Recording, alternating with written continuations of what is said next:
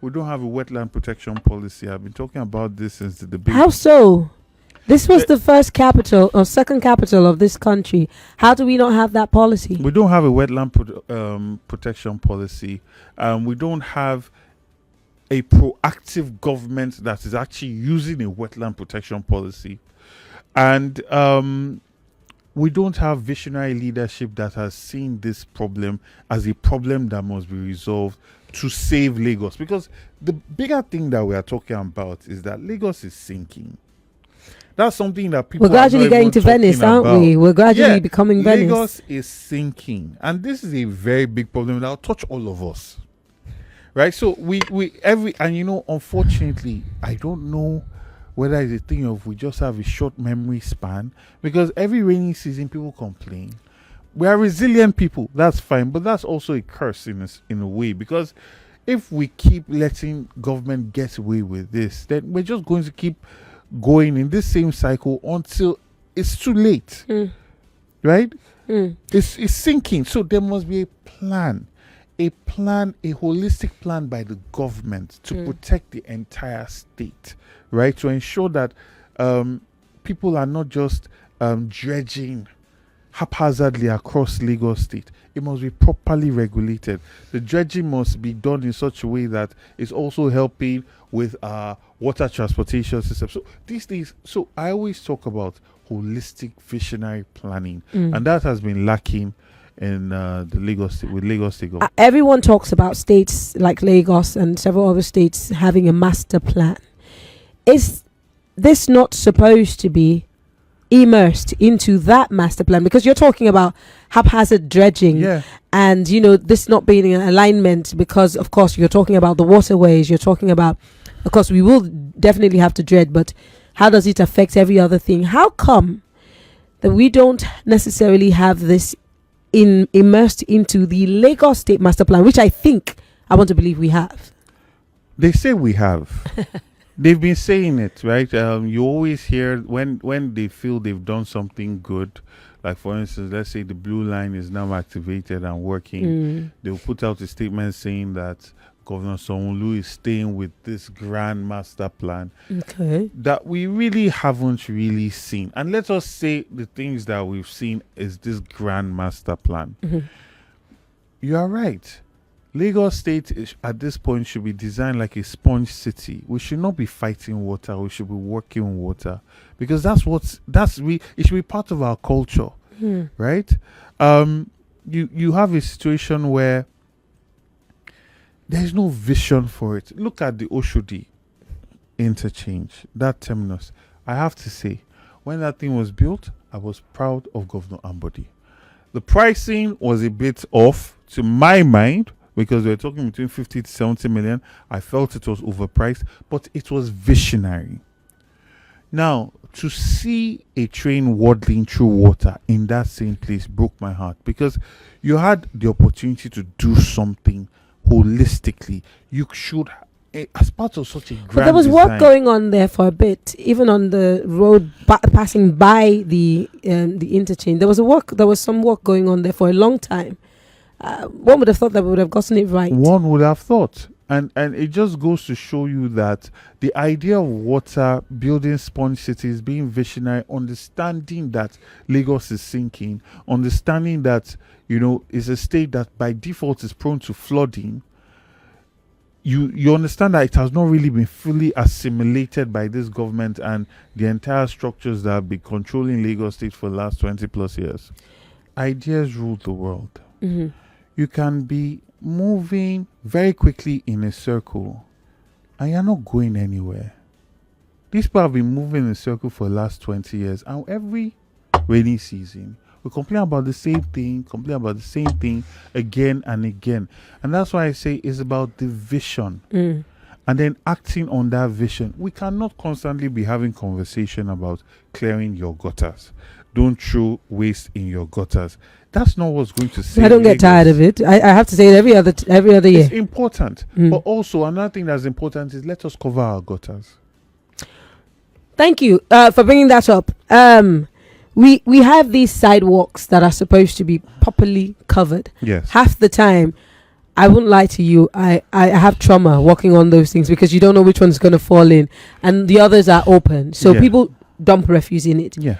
I'm talking about as far as Chevron Junction. And that's just one. You have a situation where across Lagos State, not everybody can afford the services of PSPs. Informal, before I remember, my thesis at MIT was formalizing the informal, a proposal for the waste picker, the informal waste picker in Lagos State, and I got a distinction. Let me just say, but yes, lovely. But the point I was trying to make in that thesis was that they must be formalized. You must bring them into the system. Why? Because not everybody can afford Loma services the way they would in Ikoyi or VI or Ikeja. Jeremy Feludu, Mushi or Jo. These are places that are highly underserved with PSPs. Right? So, I mean, there was a video of a lady and her, I don't know, a lady and her partner. I saw it. Yeah. Dumping waste in the rain. And I said, yes, this is bad. This is condemnable. People should This not is something that continuously happens in Lagos. But this is the question. Most Lagosians do not like rain. Right? When rain is falling, you see people will stop what they're doing and go and stand under the filling station canopy or find somewhere to stay. What will possess a person to come out and throw their waste away if they believed that waste was going to be picked up? If I know that my waste is going to be picked up tomorrow, why would I come out in the rain to throw it out? Maybe because I'm used to it and I have a feeling that when the rain falls, it will take the waste someplace and dump it. No, but a bus or a truck is going to come and pick your waste and go away. Why would I come under the rain to get wet to throw? That's an act of desperation in my mind. It's not fun. It's not like, oh, let's dance in the rain and play with our trash under the rain and throw it out. Right? So again, we need a system, a Loma, PSP, informal network system that plugs into all of this and understands the peculiarities of each local government. We cannot have a one-size-fits-all plan for the entire state. I noticed that the first time the whole 2 billion for fans was highlighted, and when we talked about 200 million being used for Governor Sanwo-Olu's personal legal fees, they responded. But after that, you just see that they've gotten used to it. I think there was a shock that people will be able to unearth these things and bring it to public. So that caught them unaware.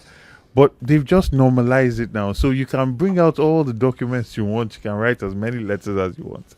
They are not affected by it. And why is this? Because you cannot shame the shameless. They did not come into office to account to you or to serve you. Oh, come on. No, I'm the honorary special advisor to the governor on promises made. In other words, I'm SA for short. SA reminder. I remind him of all the promises he made. So you're telling me that Governor Sanwo-Olu and his administration is not an accountable government and they don't care about it. You're categorically saying that's on national radio. Yes, and it's not just him. It goes all the way back to Governor Tinubu when Tinubu was governor. I mean, the DNA of accountability is not in this government. Could that also be the fault of, because I mean, if we're not keeping them on their toes or holding their feet to the fire, could that also be our fault for letting that behavior hold sway? Again, this is us passing the buck to the citizenry. I'm just saying, I'm asking. No, you see, you are what you are. If you are a transparent, accountable person, you will be transparent and accountable. People don't have to force you to be that. If you are somebody that's so pedantic about getting the best deal for your people, you will do that. And I'm sorry, but I have to say it. His Excellency Peter Obi has been consistent in this regard. You don't force him to get the deals that he gets for the people of Anambra State. Right? It's a consistent thing. It is what he is who he is. And that's why he got so much support, because we're now in a situation where we've had leaders that have been so profligate with our resources that we don't have and are literally borrowing to fund their jeeps and to fund their 21 billion naira vice president's lodge, right? In the midst of so much suffering. So accountability also is something where is something you're proud of, and you're proud of it because you're not stealing. Mm. You cannot be stealing and expect that same person to be accountable. Or let's say you cannot be over padding projects and expect that person to be accountable. Now, when you have politicians that are, step into the position of opposition and, holding the government accountable and putting out this information, then you see them come out and pretend to care. Because if it's genuine, they'll be consistent with it, right? The way they came out and said the 2 billion was a typo, a very expensive typo, but they came out to say the 2 billion that was supposed to have been spent on fans was a typo. Okay, so explain all the other ones. Explain, like you gave an example of some non-existent toilet that you spent that 6 million on. Explain it. Explain why the governor is using about $1 billion plus in a month or a month and a half flying private based on their own documents. This is not, we did not go and investigate and find the document that was hiding in the governor's shelf. This is their own document. And it goes to show, when we keep talking about empathy, right? You look at what happened in Kenya after the citizens, stood up to the government, and the government by themselves are coming and say, we need to cut down on our expenses. We need to, because people are suffering in this situation. But government is constantly telling us to tighten our belts. Meanwhile, they continue spending. I mean, how can you spend 21 billion on one man's house? Right? And I'm talking at the national level, but even at the state level, you're buying cars every 4 years for 400 million naira. Where are you going to? What's in that car? Well, they needed to be able to, get through the impassable roads that we have. I mean, the National Assembly did say that. I have Jeep. I'm not spending 400 million on my Jeep. You understand? So, and what happened to the Jeep that you used before? Right? Let us be sensitive. Old. Let us be. The cars have to come like the Mercies. They're new every other. People are not eating in this country. I don't know if you've seen what things are costing the market now for food. People are suffering. I'm the common man. By the way, you're speaking to me. I'm the common man. I can't afford bread anymore. People are suffering. No, it's not funny.